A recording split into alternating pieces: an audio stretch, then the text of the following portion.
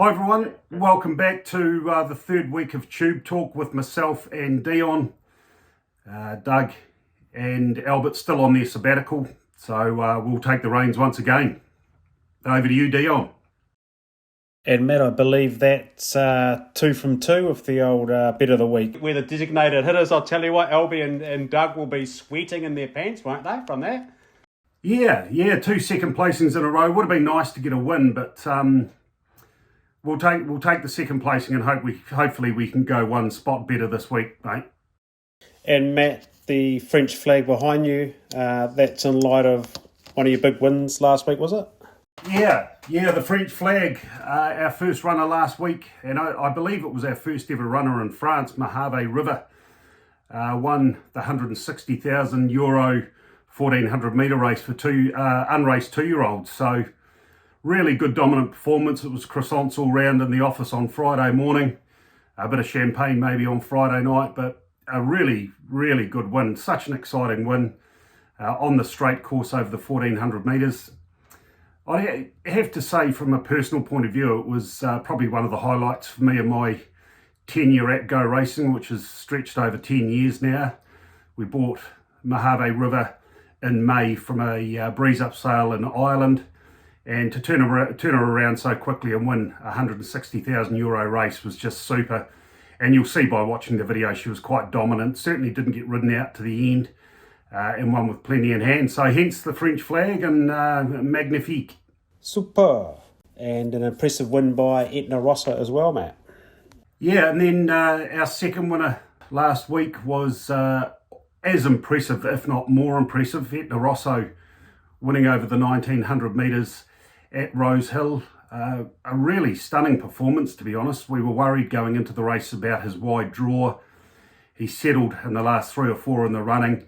Only had 3 horses behind him at the 600 metre mark, but when James pushed the button, he really exploded. He showed a turn of foot that he hasn't shown us before. Reeled in the opposition easily, and he was a very comfortable winner. James didn't turn the whip on him. James said he's come back in super order. He said when he looked across at the 400 metre mark, it was like taking a gun to a knife fight, and he reckons he's in for some really good racing, including some big group races coming up. Great, and then on to this week. Friday we have Men's All Blue at Awapuni in race 2. Yeah, she was good when resuming over 1400 metres on the synthetic track. She seems to like that surface. She got home really nicely on that day after getting a long way out of her ground, but she finished the race off well to finish 5th. Lisa Ladders, she's more than happy with the way Men's All Blues come through that race, saying she looks terrific. Her work on the synthetic track on Tuesday was good. We've got a good strong rider in Kate Hurcock in the saddle, well drawn in barrier 4. Ideally, we'd like to race a bit handier than we did last start. And there is a question mark as to whether she's now looking for a mile. But if she runs up to what she did, can just settle a bit closer in the running and run up to what she did last start, she can certainly go another nice race. Great, and then we have Lord Ardmore. Now help me out here. Is this at Murwillumbah? Yeah. Race 7? Yeah, Lord Ardmore in the Murwillumbah Cup. Looks to be a nice race for him, 1,550 metres. Ideally, we'd like to see him racing over 2,000, but there's a lack of options around. It doesn't look to be a strong race. It is a qualifier for the big dance with the $3 million final of that run on the first Tuesday in November at Randwick. He's drawn the inside, and the real key for him is just to get him out of the gates. We've got another good strong rider and Rory Hutchings in the saddle. I think he'll suit Lord Ardmore. As I say, the key's getting him out of the gates, having him handy to the speed, and that's when he goes his best races. So I think if Rory can execute to those plans, I think Lord Ardmore can certainly be right in the finish of this race. Nice. Then on to Saturday, we have a couple of runners at Te Rapa in race 3. Let's start with Crystal Falls.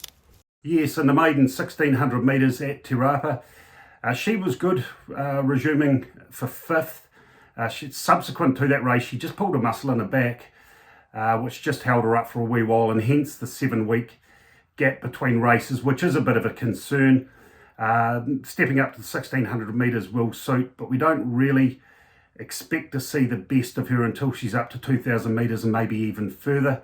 She'll improve for the run on Saturday. Vinnie Colgan rode her well last start, and certainly looking for another nice run from Crystal Falls with an eye to stepping her up in distance in subsequent races. And then we have Eser Celeste. Eser Celeste in the same race, stepping up to 1600 metres on a turf track for the first time. The big unknown for us is how she will handle the heavy track. She's mainly raced and trialled on the synthetic track at Cambridge. She's quite a big horse, got a big long stride on her. I do think getting onto a roomier track with a bigger straight will suit her. The key, I think also, while she has drawn an awkward barrier in 10, I think this will allow her to get to the outside and be finishing the race off strongly. Side winkers and the tongue tie go on for the first time. She has been a bit field shy in the past, and hopefully this will just give her a bit more confidence around other horses and give her the chance to finish the race off strongly. Then over to Oz, Newcastle race 3, we have Gracia Racing. Yes, Gracia debuting in a maiden 1400 metre race.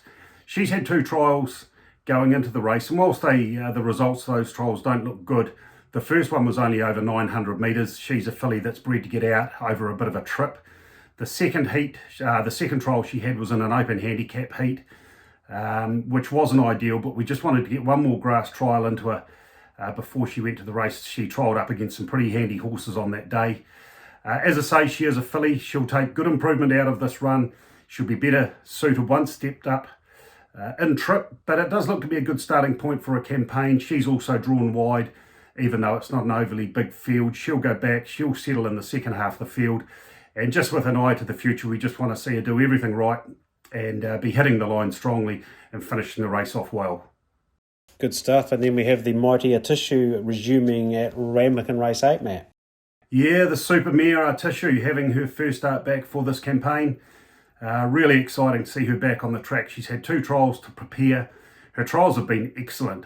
She then had an exhibition gallop at Roso last week, which was also a nice piece of work.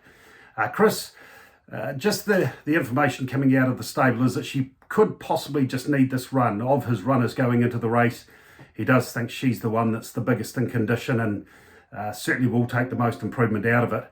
But I certainly wouldn't be surprised if they did go mad up front and if she got a really easy first half or 2/3 of the race. She's got the class to really sprint strongly. So if there is a good tempo in the race, look for her to be finishing off well. But she will improve for the run and maybe second up is when we back her. Then, Matt, here we go. 3 from 3, Matt. Come on, mate. Well, let's hope so. Let's hope so. As I say, we've had 2 second placings in our 2 goes at Bet of the Week. We go to Te Rapa on Saturday, the last race at Te Rapa, number 8, La Mesquita, a Stephen Marsh trained runner, has placed twice on a heavy track, has drawn well, given what the track conditions are going to be like. It's a heavy 10. She's paying about $5.50 on the fixed odds at present. The stable are happy with her going into the race, and a nice each way showing is expected. I do think she can run well. Certainly a good each way bet. I also did look at daggers in race 2 at the Valley, Mooney Valley on Saturday, but opted for better value with La Mesquita in the last race at Te Rapa. Nice, that's a wrap. I haven't got much in it, but I'm certainly going to empty my old TAB account. So good luck to all the punters out there. We'll be back in touch next week with another edition of Tube Talk, but good luck and all the best. Truck now sequestered with plenty of backsides in front as they flatten for the run home. They stretch across the track. I Am Famous still the leader. I Am Famous going up the inside as Nancy. Sequestered looking for runs behind them. Then Hell of a Dancer, Set a Stone wide out. Hell of a Dancer on the outside. Nancy the inside. Hell of a Dancer and Nancy. Hell of a Dancer with the rest build up, and Hell of a Dancer wins today. Hell of a Dancer by 3/4. Photo second Nancy.